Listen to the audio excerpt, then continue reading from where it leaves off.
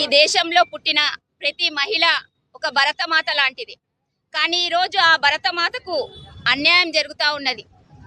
మహిళల యొక్క హక్కులు, గౌరవం, భద్రత ప్రశ్నార్థకంగా మారుతుంది అనిపిస్తుంది. 3 సార్లు గద్దెక్కినటువంటి మోడీ ప్రభుత్వం ఇప్పటి మట్టుకు కూడా మహిళలకు చేసింది, ఒరగబెట్టింది ఏమీ లేదు.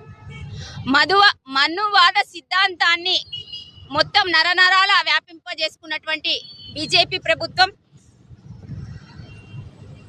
మహిళల పట్ల కళ్ళ ముందే అన్యాయాలు జరుగుతూ ఉన్నా, దాడులు జరుగుతూ ఉన్నా నోరు మెదపడినటువంటి పరిస్థితి. మరి చట్టసభలో 33% రిజర్వేషన్ అమలు చేస్తామని ఎన్నికల ముందు చెప్పి మరి అది అమల్లోకి ఎందుకు తీసుకురాలేదు? ఇంకా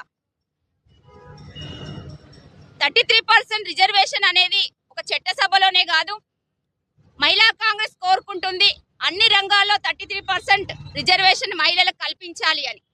అదేవిధంగా మహిళా కాంగ్రెస్ ఇంకొక డిమాండ్ చేస్తూ ఉన్నది, మహిళా రిజర్వేషన్లో ఓబీసీని చేర్చాలి అని. పెరుగుతున్నటువంటి ధరలకు అనుకూలంగా ఈరోజు మహిళ యొక్క కుటుంబం ఆర్థిక పరిస్థితి అసలు బాగలేనటువంటి పరిస్థితి. ఆర్థిక అసమానతలతోని మహిళ కొట్టుమిట్టాడుతూ ఉన్నది. మరి ఆమెకి చేయూతనియ్యాలని ఆ రోజు రాహుల్ గాంధీ గారు అనుకున్నారు. కానీ మా ప్రభుత్వం అధికారంలోకి రాలేదు.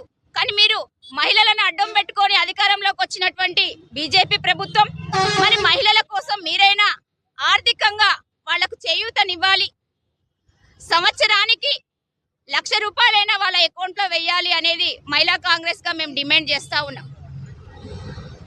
మా భద్రత విషయంలో